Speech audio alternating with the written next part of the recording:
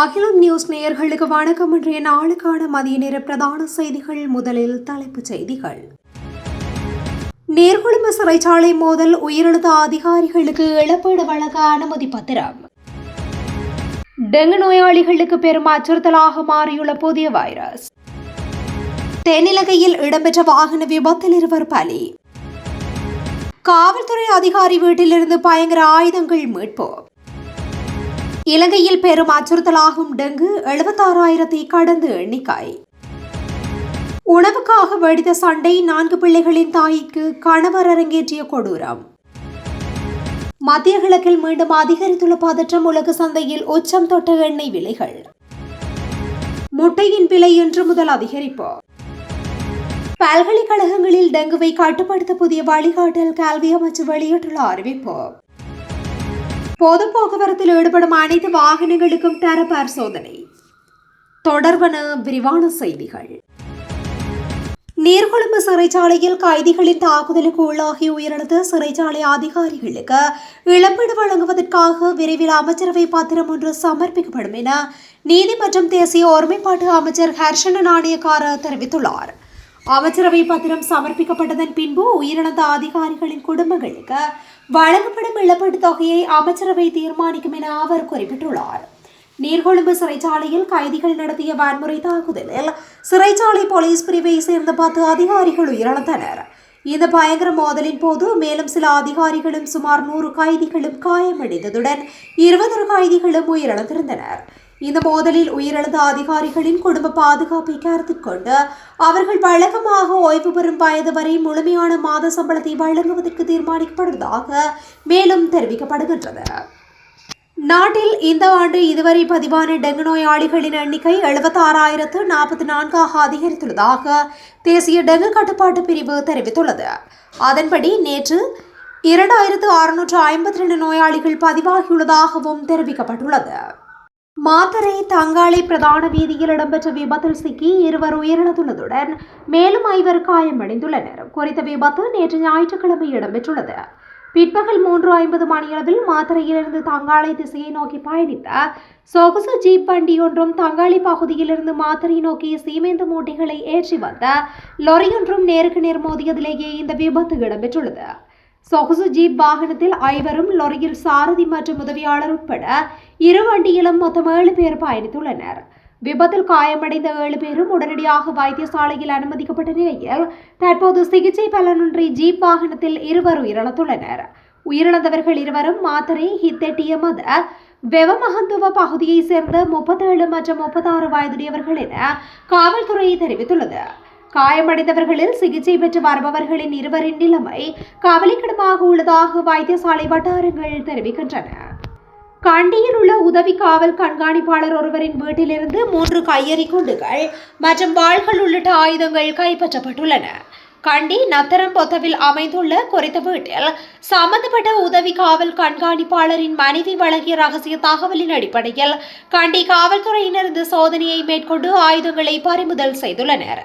விசாரணைகளின்படி வடமாகாண காவல் பிரிவொன்றில் கடமையாற்றும் இந்த அதிகாரி தனது மனைவி மற்றும் 3 பிள்ளைகளுடன் இந்த வாடகை வீட்டில் வசித்து வந்துள்ளார். எனினும் தம்பதியினருக்கு இடையே நீண்ட காலமாக குடும்ப தகராறு நிலவி வந்துள்ளதாக தெரிய வந்துள்ளது. இந்த ஆயுதங்கள் உதவி காவல் கண்காணிப்பாளரின் ஆடை அலுமாரியில் மறைத்து வைக்கப்பட்டிருந்த நிலையில் மீட்கப்பட்டு மேலதிக நடவடிக்கைகளுக்காக பல்லேகல காவல்துறையிடம் ஒப்படைக்கப்பட்டுள்ளது. சம்பவம் குறித்து பல்லேகல காவல்துறையினரும் கண்டி விசேட குற்ற புலனாய்வு பிரிவினரும் இணைந்து மேலதிக விசாரணைகளை முன்னெடுத்து வருகின்றனர். நாடளாவிய ரீதியில் டெங்கு நோயாளர்களின் எண்ணிக்கை 76,000 கடந்துள்ளதாக தேசிய டெங்கு ஒழிப்பு கட்டுப்பாட்டு பிரிவு தெரிவித்துள்ளது. ஆண்டின் இதுவரையான காலப்பகுதியில் 76,044 டெங்கு நோயாளர்கள் அடையாளம் காணப்பட்டுள்ளனர். 53 டெங்கு மரணங்களும் பதிவாகியுள்ளதாக அந்த பிரிவு நேற்று இரவு விடுத்துள்ள புதிய அறிக்கையில் மேலும் தெரிவித்துள்ளது. அதிகளவான நோயாளர்கள் மேல் மாகாணத்தின் கம்பஹா மாவட்டத்தில் அடையாளம் காணப்பட்டுள்ளனர். கம்பஹா மாவட்டத்தில் மாத்திரம் ஆண்டின் இதுவரையில் 15,910 நோயாளர்கள் இனங்காணப்பட்டுள்ளதுடன் கொழும்பு மாவட்டத்தில் 15,110 நோயாளர்கள் பதிவாகியுள்ளனர். இது தவிர ஏனைய மாவட்டங்களான மாத்தறையில் 5,330 பேரும், கண்டியில் 5,111 பேரும், களுத்துறையில் 5010 பேரும், ரத்தினபுரியில் 4295 பேரும், காலியில் 4260 பேரும் டெங்கு நோயினால் அதிக அளவில் இனம் காணப்பட்டுள்ளனர். அதேவேளை 2026ஆம் ஆண்டில் ஜூலை மாதத்தின் முதல் 19 நாட்களில் மாத்திரம் 20,666 டெங்கு நோயாளர்கள் பதிவாகியுள்ளதாக தேசிய டெங்கு ஒழிப்பு கட்டுப்பாட்டு பிரிவு குறிப்பிட்டுள்ளது. காலி மாவட்டம் இக்கடுவை பிரதேசத்தில் இரவு 4 பிள்ளைகளின் தாயான குடும்ப பெண் ஒருவர் அவரது கணவனால் வெட்டி படுகொலை செய்யப்பட்டுள்ளார். இக்கடுவை பிரதேசத்தை சேர்ந்த 44 வயதுடைய பெண்ணே இவ்வாறு உயிரிழந்துள்ளார். சம்பவம் குறித்து மேலும் தெரிய வருவதாவது, இரவு மதுபோதையில் வீட்டுக்கு திரும்பிய கணவனுக்கும் மனைவிக்கும் இடையில் இரவு உணவு தயாரிப்பது தொடர்பில் கடுமையான வாக்குவாதம் ஏற்பட்டுள்ளது. ஆத்திரமடைந்த கணவன் வீட்டிலிருந்த கூறிய ஆயுதத்தால் மனைவியை சரமாரியாக வெட்டியுள்ளார். படுகாயமடைந்த பெண் சம்பவ இடத்திலேயே உயிரிழந்துள்ளார். சம்பவம் தொடர்பில் தகவல் அறிந்த போலீசார் கொலை செய்த கணவனை கைது செய்துள்ளனர். மேலதிக விசாரணைகளை போலீசார் மேற்கொண்டு வருகின்றனர். அமெரிக்காவுக்கும் ஈரானுக்கும் இடையே மீண்டும் பதற்றம் அதிகரித்துள்ள நிலையில் உலக சந்தையில் கச்சா எண்ணெய் விலைகள் உயர்ந்துள்ளன. அதன்படி ஆசிய சந்தையில் வர்த்தக நடவடிக்கையின் ஆரம்பத்தில் இன்று மசகு எண்ணெய் விலை 3% மேலாக அதிகரித்துள்ளது. அதன்படி ஒரு பேரல் WTI கச்சா எண்ணெயின் விலை 2.39% அதிகரித்து தற்போது 84.46 அமெரிக்க டாலராக உயர்ந்துள்ளது. இதற்கமைய பிரெண்ட் ரக மசகு எண்ணெய் விலை பீப்பாய் ஒன்றுக்கு 2.75 அமெரிக்க டாலர் அதிகரித்து 90.85 அமெரிக்க டாலராக விற்பனை செய்யப்படுகின்றது. இதேவேளை WTI ரக மசகு எண்ணெய் விலை பீப்பாய் ஒன்றுக்கு 2.56 அமெரிக்க டாலர் அதிகரித்து 85.5 அமெரிக்க டாலராக விற்பனை செய்யப்படுகின்றது. மத்திய கிழக்கு பிராந்தியத்தில் ஏற்பட்டுள்ள சமீபத்திய மோதல்களால் எரிபொருள் விநியோகம் தடைபடக்கூடும் என்ற அபாயமே கச்சா எண்ணெய் விலை உயர்வுக்கு ஒரு முக்கிய காரணம் என்றும் கூறப்படுகின்றது. மோதல்கள் தொடர்ந்து அதிகரித்தால் உலகளாவிய கச்சா எண்ணெய் விலைகள் மீண்டும் உயரும் என்று உலக பொருளாதார வல்லுநர்களும் எச்சரித்துள்ளனர். இதேவேளை தொடர்ச்சியாக 9வது இரவாக ஈரானிய இலக்குகள் மீது அமெரிக்க ராணுவம் வான்வெளி தாக்குதல்களை நடத்தியதை அடுத்து இந்த மாற்றம் ஏற்பட்டுள்ளதாக சர்வதேச ஊடகங்கள் தெரிவிக்கின்றன. முட்டையின் விலையை இன்று முதல் அதிகரிக்க தீர்மானித்துள்ளதாக அகில இலங்கை முட்டை உற்பத்தியாளர்கள் சங்கம் தெரிவித்துள்ளது. குருநாகல் குளியாப்பிட்டியவில் நடைபெற்ற ஊடகவியலாளர் சந்திப்பில் கலந்து கொண்டு கருத்து தெரிவித்த போதே அந்த சங்கத்தின் தலைவர் சரத் ரத்நாயக்க இதனை குறிப்பிட்டுள்ளார். இதன்படி வெள்ளை முட்டை 41 ரூபாவாகவும் சிவப்பு முட்டை 42 ரூபாவாகவும் விற்பனை செய்யப்படவுள்ளதாகவும் கூறியுள்ளார். இலங்கையில் உள்ள அனைத்து பல்கலைக்கழகங்களுக்கும் டெங்கு நோயை கண்காணித்தல் மற்றும் தடுப்பது தொடர்பான மருத்துவ முகாமைத்துவ மற்றும் தரப்படுத்தப்பட்ட வழிகாட்டல் தொகுப்பு வெளியிடப்படவுள்ளது. அதன்படி பல்கலைக்கழகங்களுக்கான வழிகாட்டு நெறிமுறைகள் உத்தியோகபூர்வமாக வெளியிடும் நிகழ்வு இன்று காலை 10 மணிக்கு உயர்கல்வி அமைச்சில் வெளியிடப்பட்டுள்ளது என கல்வி அமைச்சு தெரிவித்துள்ளது.